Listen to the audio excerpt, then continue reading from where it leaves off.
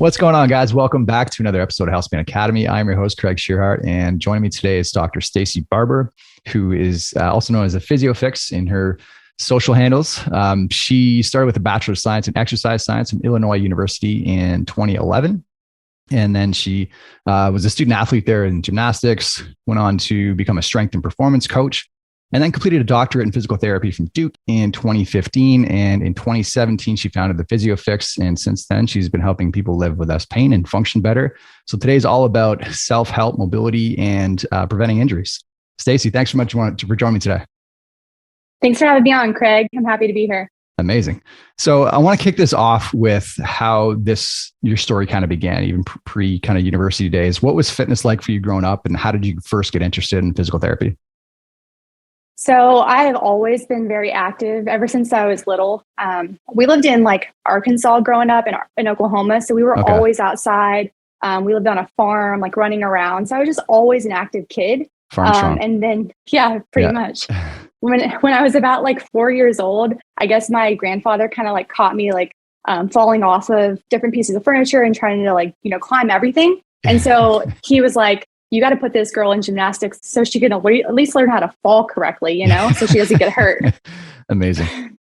So that's kind of how my fitness journey began. I started gymnastics when I was 4, and I did it all the way through college. So I ended when I was 22. I got a full college scholarship. So nice. That was really awesome. And I went to Illinois State University, not Illinois University. Don't want to confuse people. Fair enough. Let's not give your your competition credit there. Yeah. Amazing. So who were your first mentors then in the world of fitness and mobility, kind of down that stream? Yeah, I would say mostly my coaches and my teammates. I had, more of that, just move your body in different ways and kind of play more and learn as you do, aspects. So I actually moved around quite a bit growing up. So I had several different coaches. I had Russian coaches, I had Chinese coaches, I had all these different mentors to kind of pull different ideas from, and they all had their own methodologies. And even at a young age, I was kind of fascinated with how biomechanics work and how physics work with gymnastics. And so I just would ask them a lot of questions and get kind of some guidance from them. Cool. And then in the physical therapy world, I don't know if you know Dan Lawrence. So he is, he was my first mentor out during PT school and then freshly out of PT school. Cool. He's big in the sports physical therapy world. So it was nice to be able to email him and kind of bounce ideas off of him. And then even Dave Tilley, he's a gymnastics physical therapy guru. He's very well known for that. And I've been able to facilitate a good relationship with him at this point. And we're, more colleagues than mentor and mentee at this point, but I get to ask him questions. And cool. I learn from everyone. I'm definitely a sponge. So I think everyone is a mentor if you have the right mindset. Yeah, I fully agree. Just stop learning, just stop living. So, and I think gymnastics is such a good base. Everybody talk to, they're either completely broken as an adult or they can do anything. It's if you have the right coaches to guide you along the path, especially in the rehab world, just the body awareness is off the charts. So what I love about your content is there's such a range of categories of mobility pieces. You kind of have people that kind of do their passive stretching, or people that do the pale rail kind of active pieces, but you do a bit of everything, which I love about that. Talk about your definition of mobility and why it matters to you when we think of this through the longevity lens, long term. Yeah. So I think of mobility as more as active control of the joint that you have. So it doesn't matter how much passive mobility, which is really just flexibility. So that's the stretching component that you have. If you can't access it, you can never do anything within that position. So mobility for me is the movement that you can actually access day in and day out and be able to use for any of the sports that you want to do, or any of the skills that you want to acquire, or anything like that. So I think people get very confused on the difference between mobility and stretching, and they are definitely very different. And I would say that for a really good reference that I learned a long time ago is a kick. So if you do a high kick, now the highest you can go is your mobility of that joint, an active mobility. But if you lay on your back and pull your leg towards your face, generally everyone has more passive mobility or flexibility. But can they ever kick someone that high or kick their head? Probably not, unless they learn how to control that mobility that they do have access to. So that's how I frame it and explain it to my patients and get them to understand the importance of mobility, because that's really what we need more so than flexibility. Yeah, no, I agree. Constantly trying to close that gap between your passive and active range, because that's also like unstable. So I think that's the way I coach as well. Amazing.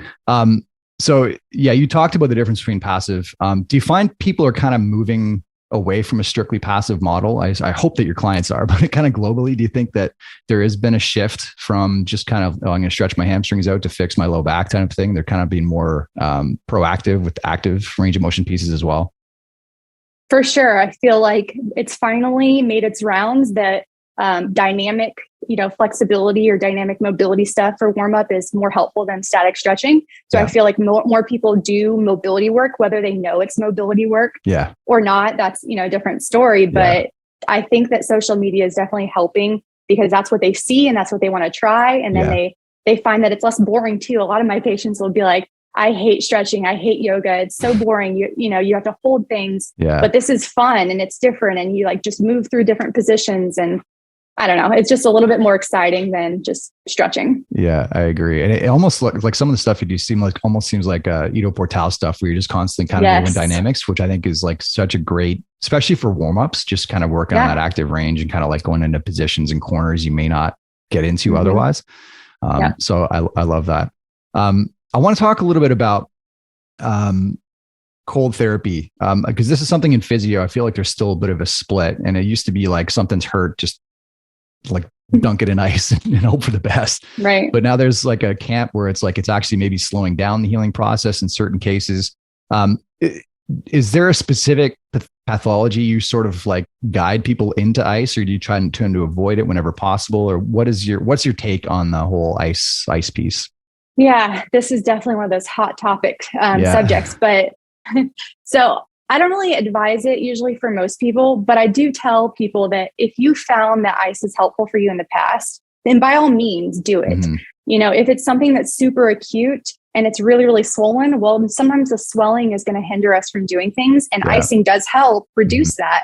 If it's something that's an acute injury that's not swollen, well, then you don't really need to ice anyways. And it could, blunt that inflammatory response. It's just our natural response to help with healing. But I just encourage people to trial and error, listen to your own body, try different things. There's really nothing detrimental unless you put the ice directly on your skin, which is not good. But ice, it could be helpful for people. When I ruptured my Achilles, I was icing for several months because my Achilles would swell so much at the end of the day, and it would get so stiff, and I couldn't even, do my job well or walk around until I got my leg elevated and got some ice on it. So that was just my personal experience. And some people are like, oh, well, icing doesn't help me. And then I'm like, well, don't waste your time. It's fine. 100% agree. And kind of my own journey, I found compression to be a lot more effective. And I guess not for everything, if it's like a bruise, but like just general kind of swelling. What do you find is when do you recommend compression to someone that's suffered an injury? I guess it really depends on the injury. If it's something that's like really, really swollen, if you put compression on it too, you're going to get like some pitting edema, some lines in there too. And then it's going to kind of almost like trap swelling in, depending on which like kind of compression sock or sleeve or whatever device you're using. But I more so recommend compression as a form of stability. So more of an external bracing situation. So if someone, has a knee injury or an elbow injury and they need something that's just a little bit going to like hug them a little bit more so they feel a little bit safer when they do things. Obviously, it's not protecting them from injury, but it could just make them feel a little bit better in terms of placebo, which is a big thing. And then they can do more in terms of the exercises that we need to do in therapy to get them fully better. So it just depends on the person and the time and place. I would say there's no like one size fits all answer for that. Yeah, fair enough. One of the other things you kind of see a little bit of split in the literature is duration for mobility exercises. And I think a range kind of keeps people's attention span a little bit better. And you kind of mentioned holding passive stretches, people losing duration. You see everything from like 30 seconds to 2 minutes being kind of like the recommended range. If you look at the literature, how do you talk to someone through that? Is it kind of like, you're just trying to squeeze in their schedule? Is it more about, what do you feel like the minimum time it's going to get long lasting results when we talk about most mobility exercises or different types? So yeah, the research is very, very broad in terms of that, because people that like, for me, for instance, that has that gymnastics background, I've been stretching my whole life. Mm-hmm. I can relax in the positions a lot better. So I can start getting something out of that Mm-hmm. a lot quicker than someone that's really stiff, that's guarded, that's fighting that movement. They're the people that like neurologically, they're not even going to relax until they're past that minute mark. And so they're the people that might need to hold it 2 minutes, even 3 minutes, like longer than that. So I just like tell them that, try to relax the best you can. And once you feel like you're actually able to relax and kind of, sinking into those positions, then hold it roughly between 30 and 60 seconds at that point. Yeah. And then do you normally recommend adding a contractile piece to that, like an active piece or static stretch? Does it depend? Do you kind of prescribe that more for a warm up and kind of like passive stretching for recovery, or what does that look like? If I do any passive mobility work, so we're holding some static positions, I will immediately do something that's more working on actively going through that position. So like the 90-90 one's a big one. So it'd be like, you lean over that front leg for, 30 to 2 minutes. And then you come out of it. And now we try to either like just lift the foot up or lift the whole leg up. Because now once you've made an improvement in that passive range of motion, let's quickly learn how to control it and try to get that neural adaptation and that muscle strength within that new position. Yeah. Fully agree. Sweet. Let's talk a little bit about some of the challenges you kind of see. And maybe has this been impacted by the pandemic? You're starting to see different sort of issues that people have since it's more like kind of mental stress kind of baseline has been higher. What are the things you find most challenging when you're kind of first having those conversations with a client? What type of things challenge you? I guess barriers, like you said, the barriers are going to be big from like what the difference between someone that's successful with the physical therapy and someone that's not successful. Mm-hmm. I think it's the other 23 hours a day. So if they come in and see me 1 hour, what are you doing the other 23 hours? And that's really the biggest thing. So are you sitting all day? Are you taking, I call them movement snacks. So do you get up? Do you just like move around, do movement a couple snacks. Things? I love that.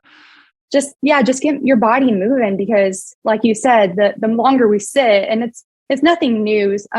People have been sitting for a long time. So the work from home situation hasn't really changed that. Yeah. But I think people are more cognizant of it at this point. It's because they're like, there's no distractions. Like they feel their body and they feel that tension, they feel that slouching and stuff like that. And I'm like, well, when you do that, when you feel that, get up and, get moving. And they're like, oh, well, I don't have the time, it's always back to that. And I think the big conversations are about prioritizing what's important to you. Like making sure that you fit it in your day, you schedule it in, set a timer, for every hour, get up and do something for 2 minutes. It really doesn't have to be anything big and dramatic. It just needs to be something's better than nothing. So I feel like those conversations are the hardest too, because we can do all the right exercises in here, but if they don't do them on their own, that's another big thing. Or if they just, do everything that's going to like counteract what we just did. The other part of the day, then it's like, I can't control that. And I really wish I could, but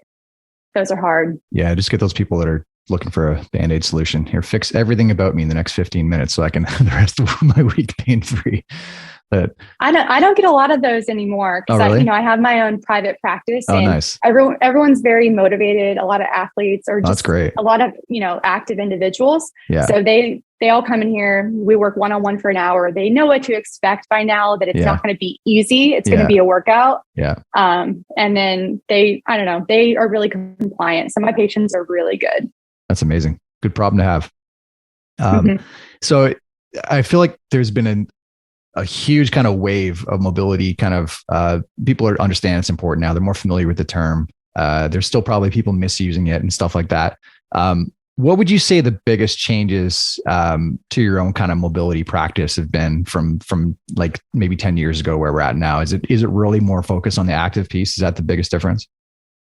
Yeah. I think it's, and like when is it appropriate? Because some people it's appropriate at the beginning of the workout. Some people are just too stiff to even like get anything out of it at the beginning of the workout. I took a lot of the FRC classes, so the functional range conditioning, the Kin stretch. So learning like pails and rails and different, it's just contract, relax. We learned that in physical therapy school and like it's in all the exercise physiology textbooks, but learning how to apply it and, apply it for different parts of the body. And even like, shoulder rotation, it's just like, oh, I didn't even think that we could do a contract relax, but we can, and like, nowadays I use a lot more constraints. So if you want someone to do exactly what you want them to do, you can either add a constraint or remove a constraint, to make it, harder or easier. So, you'll add like a yoga block to get that cue to press that knee into that yoga block the whole time so they don't cheat. Or if you use a band to facilitate that scapular depression. So I think that's kind of how things have changed. It's kind of expanded. A lot of the ideas are the same, but like how I apply them has become very different over the years. Yeah, that's awesome. I think that's like that blocking piece.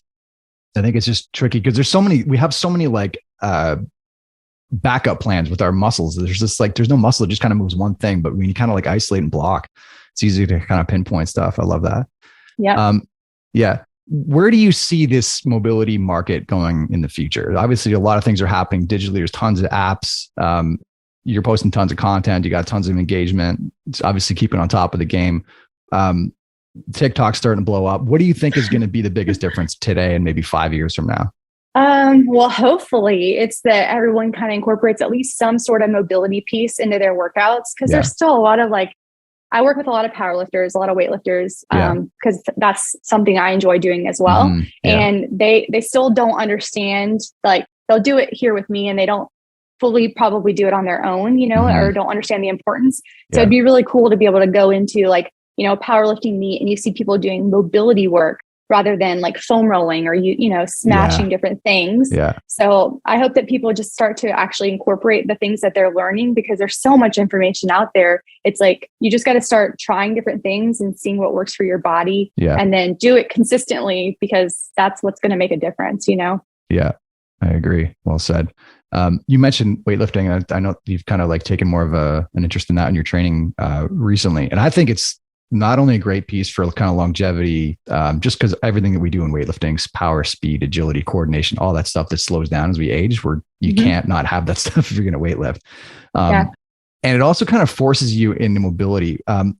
Talk a little bit about what kind of value you see in the Olympic lifts as an anti-aging mobility tool for yourself and your clients.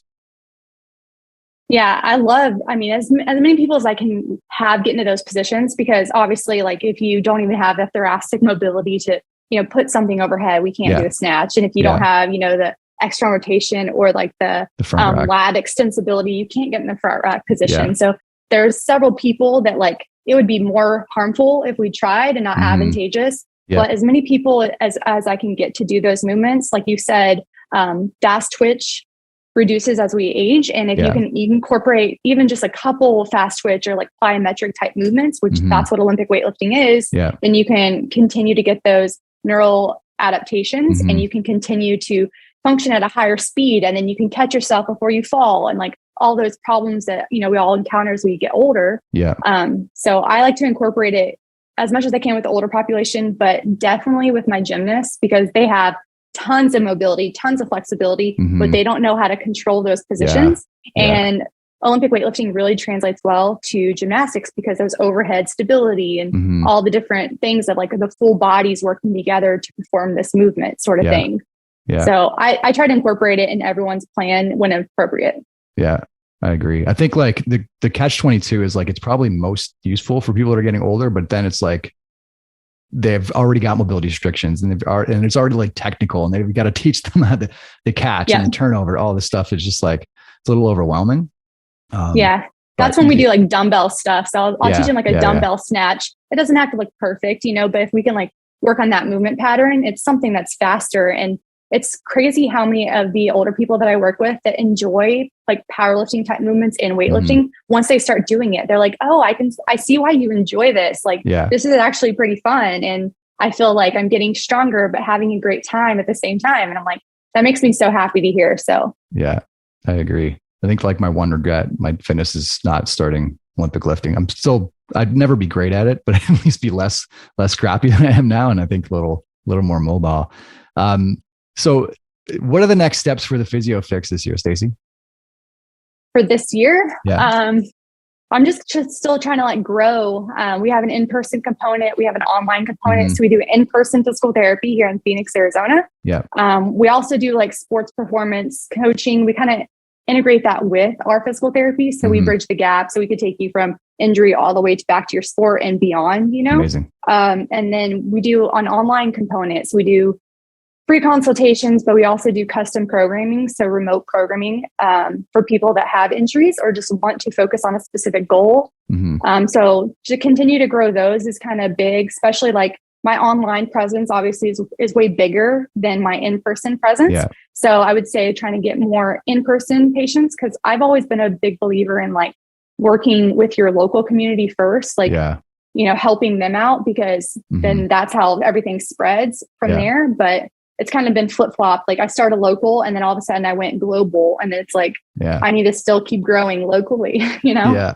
Yeah. Fair enough. So that, I mean, that's a big goal right now. I do a lot of template-based programs that I created too for like different parts of the body, and kind of spreading the awareness, because they're just incredibly helpful. Like the same exact exercises that I use with my patients are in a program for like a fraction of the cost of an in-person appointment.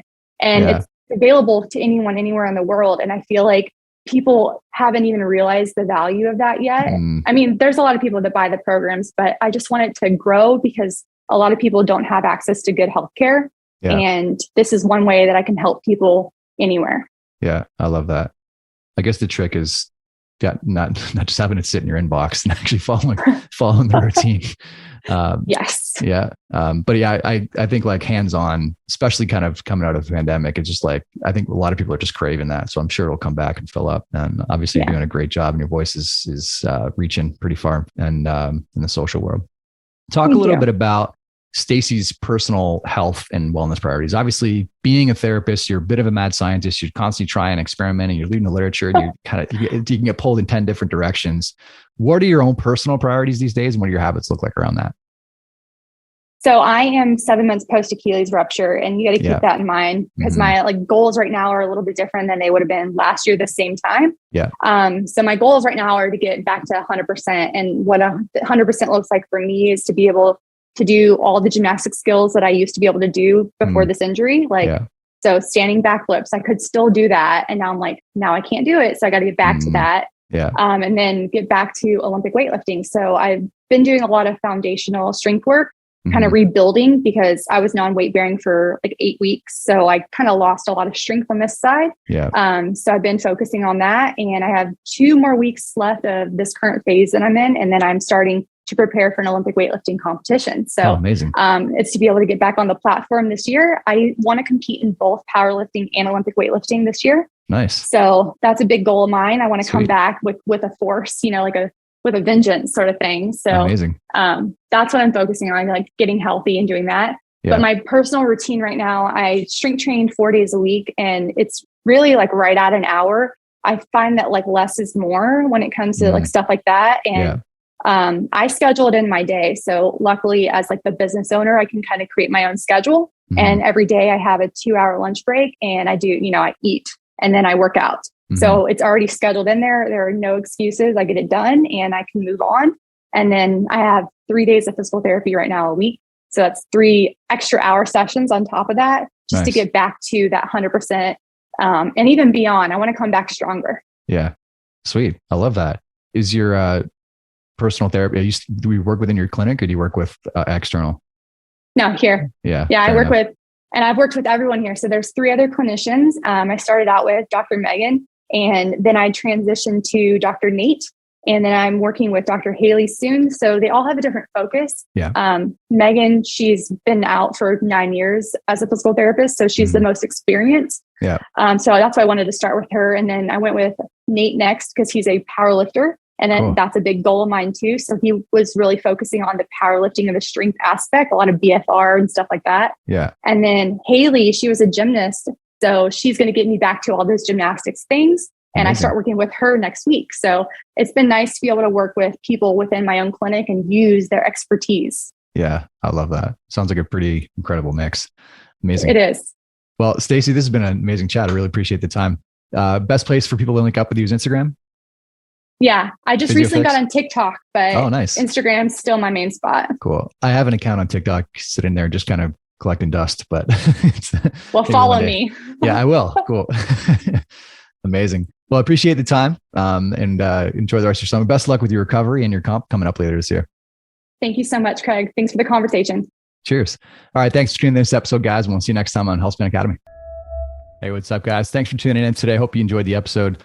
Thank you so much for supporting this channel. This has been a fun project. We're growing in viewership every single week, and we obviously couldn't do that without you. So thank you for continuing to tune in. I really hope you're getting value out of the programming and the content. Just wanted to give you a heads up. I've been working on a book on health and longevity the last couple of years, been collaborating with my colleague, Dr. Dan Vitale, who's an expert in the field as well. And we've basically just kind of summarized the literature, some of the techniques that we found really useful in the world of biohacking, what our exercise regimen looks like, what's, cardio type stuff is going to help us live longer and healthier, mobility work, nutrition. We've covered the whole spectrum, everything that you can basically be in control of in your health and fitness kind of moving forward to help you live as healthily as possible for as long as possible.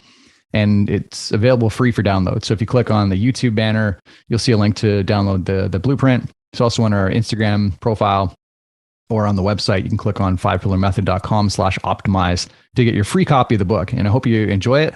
Hope you're keeping well. Thanks again for tuning in, and we'll see you next time.